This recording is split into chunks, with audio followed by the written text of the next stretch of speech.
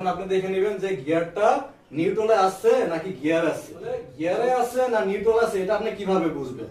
এটা বোঝার জন্য আপনাকে এটা বুঝতে হবে। দেখেন, এটা হচ্ছে আমার 1 নম্বরের গিয়ার, এটা হচ্ছে 3 নম্বরের গিয়ার, এতটুকু এতটুকু হচ্ছে 4 নম্বরের গিয়ার, আর এটা কিন্তু পুরোটা নিউট্রাল। এটা কি নিউট্রাল। আমি যেই কয় নম্বরেই যাব না কেন আমাকে কিন্তু নিউট্রালে যাইতে হবে। হ্যাঁ, তাহলে নিউট্রালে যাওয়ার জন্য আমার দেখেন নিউট্রালের গিয়ারটা কিন্তু অনেক বড়। নিউট্রাল গিয়ারটা কি অনেক বড়। যদি আপনার গিয়ার লিভারটা ডানে বামে অনেক দূর পর্যন্ত লড়ে তাহলে বুঝতে হবে কি আমাদের গিয়ার লিভারটা নিউট্রালে আছে। আর যদি কম লড়ে, এতটুকু লড়ে, তাহলে বুঝতে হবে কি গিয়ারে আছে। যদি গিয়ার লিভারটা যদি নিউট্রালে থাকে তাহলে ক্লাস না করলে স্টার্ট হবে, যদি গিয়ারে থাকে তাহলে আমার ক্লাস করে তারপরে দেন কি করতে হবে, স্টার্ট করতে হবে। এখন ম্যানুয়াল গাড়ির গিয়ার চেঞ্জ করার নিয়ম কি? গিয়ার চেঞ্জ করার নিয়ম হচ্ছে আপনাকে ক্লাস করতে হবে, এক্সেলারেটর ছেড়ে দিতে হবে, তারপর যদি 1 নম্বর গিয়ার থাকে 2 নম্বর গিয়ারে শিফট করতে হবে।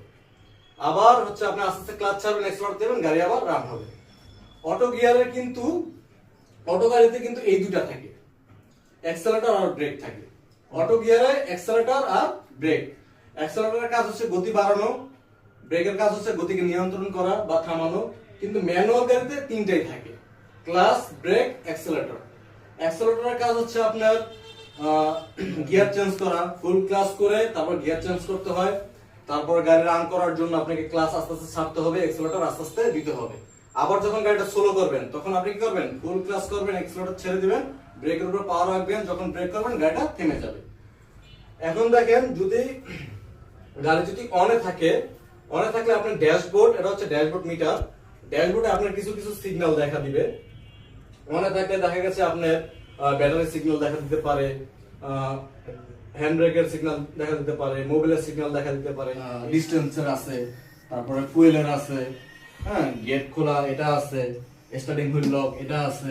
হচ্ছে ট্রাফিক সাইন সম্পর্কে জানবো। ট্রাফিক সাইন হচ্ছে 3 প্রকার আমরা জানি, লাল, হলুদ আর হচ্ছে সবুজ।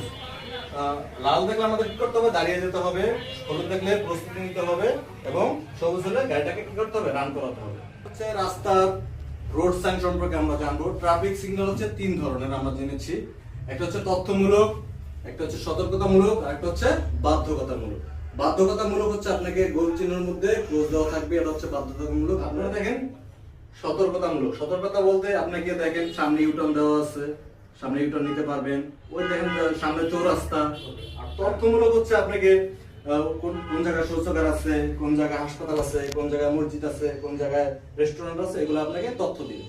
ঠিক আছে, আজকের জন্য এতটুকুই। ধন্যবাদ।